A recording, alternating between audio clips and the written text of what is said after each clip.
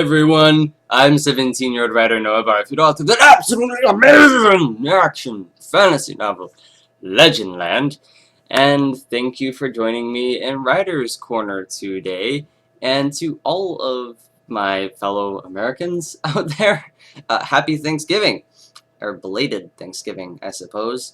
I refuse to acknowledge Black Friday as a thing, so just happy belated Thanksgiving, I guess. Anyway, this week on Writer's Corner, I plan on continuing the list of villains that I started last week, so this is part 2, because there are just a lot of villains out there, and I have a few more types in mind. I'll try and keep this video much shorter than the last one.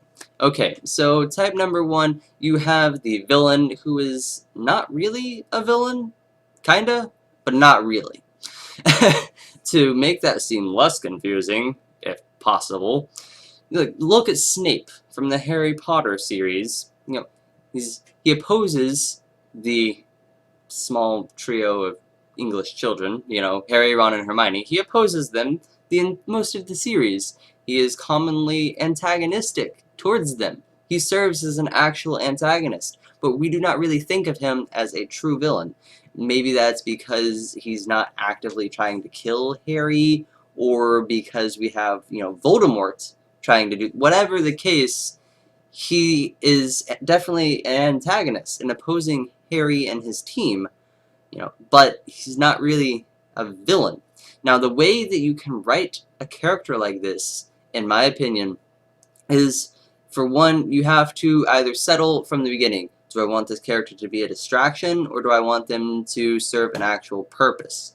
Because having a villain who is not really a villain as a distraction means that they're probably trying too hard to be a villain, or they're not trying hard enough. Something just doesn't work for them, and they seem kind of ridiculous, and like they just really shouldn't do it. You know, like some of the Flash's villains from the DC universe. Having a character like that right from the get-go is pretty good, or at least whenever you plan on having background stuff happen and this like impending evil and doom, you can have the distraction who's not really doing any harm but is kind of annoying and just want to get that out of the way. Or you could have this character who turns out to actually be useful in the end, like Snape, but you need to give them a good backstory, and you need to make the other characters genuinely dislike this person.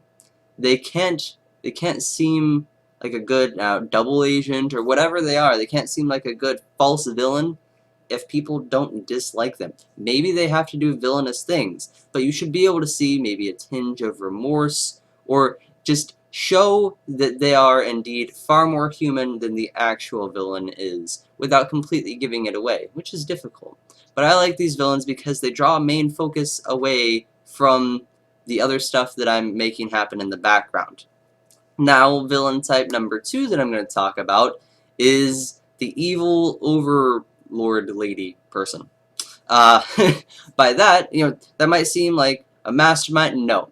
They have a lot of creatures or people or whatever at their disposal, and they want something that is not nice. Maybe it's not, you know, world domination or the end of the world or something else that has world in it that is probably negative, but they directly oppose the protagonist. Maybe this villain, I don't know, maybe your main character slept with that villain's husband, so now that villain wants to destroy your protagonist, maybe?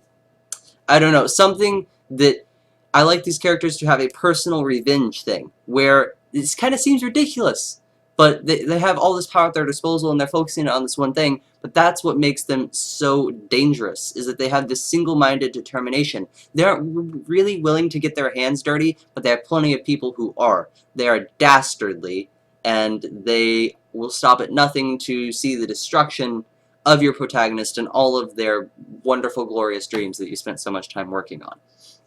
Now, I like to write these characters with revenge stories in mind, which means I like them to be wronged. I also sometimes like to tell how they got to power, or how they have this vast armada of flying eyeball monkeys at their disposal, because that's kind of important to me. If I don't know how this character is powerful, and they just suddenly are this powerful character that is now a threat, I don't really take characters like that very seriously. Now, The third villain type that I'm going to talk about is the spineless type. Probably my least favorite villain type of all time, because I know they serve a purpose. They really do, but I don't like that. The only spineless villain that I really like is Penguin from the Gotham TV series. I like to make my spineless villains very cunning, so I kind of put that cunning villain type in them, and also very manipulative. They are slimy, they have a way with words. They're not very physically imposing, and they're going to run whenever someone, fires the first shot. But they're going to be a survivor. They're going to be there whenever things get tough, and they're going to be opportunistic.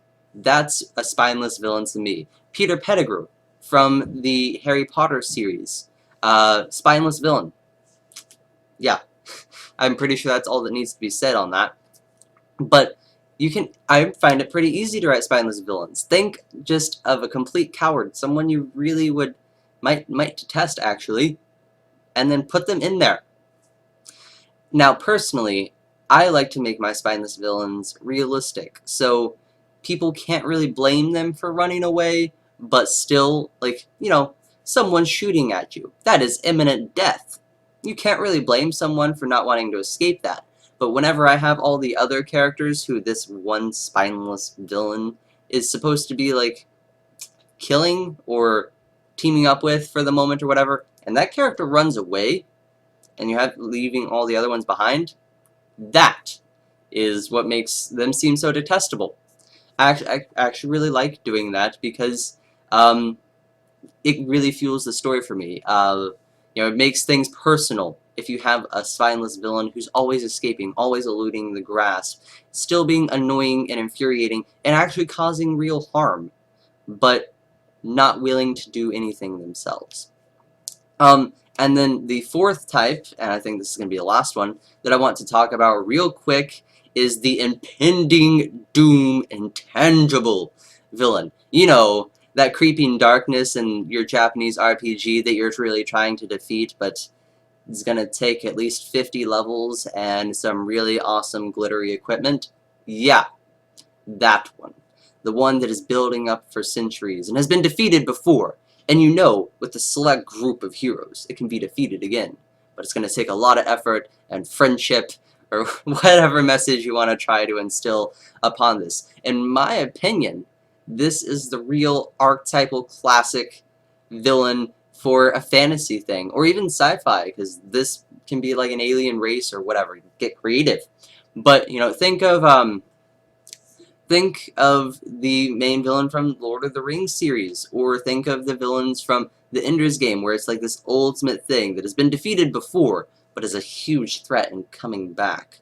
So, I personally, I really do like to do that, because I can incorporate so many things into this one thing. They're a mystery, there's a sense of darkness and foreboding, and there's a sense of urgency. Like, you have to get strong enough to defeat this thing, or else everything is dead. Everywhere. For eternity. Yeah. No pressure. But I really enjoy writing this type of character because they can come as a complete surprise. They can be one of the heroes. You don't know. I like to keep it a complete mystery. There's this evil dark. Maybe, I like to give these types of villains a more ridiculous sounding name, or, one that obviously would not be their real name.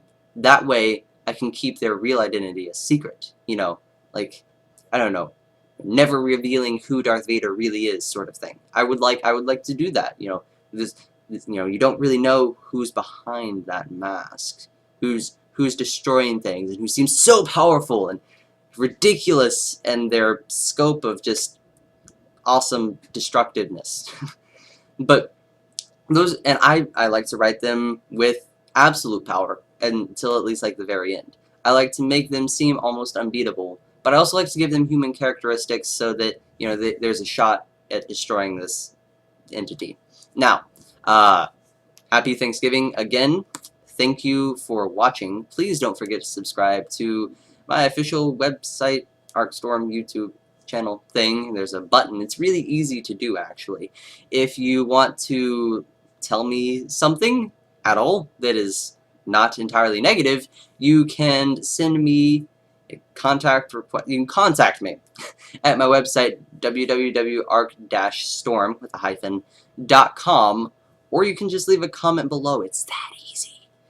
Now, finally, thank you for watching, and continue to enjoy.